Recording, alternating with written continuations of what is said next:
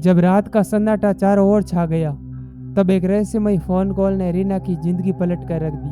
क्या वो अकेली थी या कोई और उसके आसपास था? रीना एक साधारण लड़की थी जो अपने दोस्तों के साथ भूतिया खेल खेलने में शौक रखती थी। एक रात उन्होंने एक पुरानी हवेली में रात बिताने का फैसला किया। वहां पहुंचते ही उन्हें हवेली की खामोशी और वहां के अंधेरे ने उसे डरा दिया। खेल शुरू होने के बाद अचानक रीना के फोन पर एक अज्ञात नंबर से कॉल आती है। जब उसने फोन उठाया तो एक खौफनाक आवाज कहती है, तुम्हें मेरी पहली सुलझानी होगी, तुम यहाँ पर अकेली नहीं हो। रीना का दिल तेजी से धड़कने लगा। उसने चारों ओर देखा, लेकिन उसे कोई नहीं दिखाई दिया। आवाज फिर से आई, देखो पीछे। रीना पलटी और रीना ने एक पुराना दर्पण देखा। दर्पण में उसने अपने पीछे एक काली परछाई देखी जो उसे ही घूर रही थी। वह घबराकर दरवाजा खोलने की कोशिश करती है, लेकिन दरवाजा खुद ब खुद बंद हो जाता है। उसे अब समझ में आ गया था कि उसे अब अपने डर का सामना करना होगा। उसने धीरे धीरे दर्पण की तरफ बढ़ते हुए पूछा, तुम कौन हो? उस परछाई ने मुस्कुराते हुए कहा, मैं तुम्हारे सबसे गहरे डर का प्रतीक हूँ। अगर तुम मुझे पहचान नहीं पाती हो तो तुम कभी भी नहीं बच पाओगी। रीना ने हिम्मत जुटाई और कहा, मैं तुम्हें नहीं डरने दूंगी।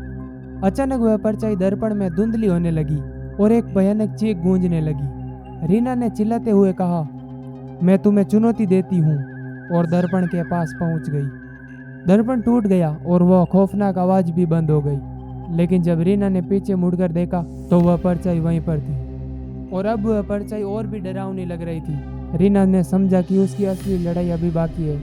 उसने फिर अपने दोस्तों को आवाज दी, तुम सबको यहाँ पर आना होगा, हमें इसे हराना होगा। लेकिन जब उसके दोस्त वहां पर पहुंचे तो वे डर के मारे चिल्ला रहे थे, रीना पीछे देखो। रीना ने पलटकर देखा और परछाई को फिर से देखा।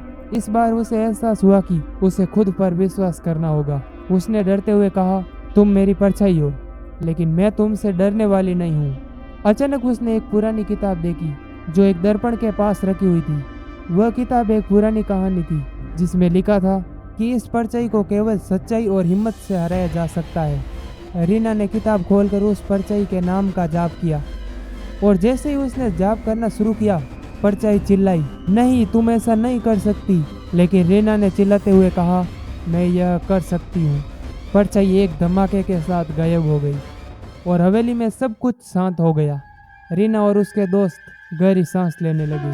उन्होंने एक दूसरे को देखा और समझ गए कि वे एक खौफनाक रात से गुजरे हैं। जब तक डर हमें काबू में करता है तब तक हम कभी मुक्त नहीं हो सकते।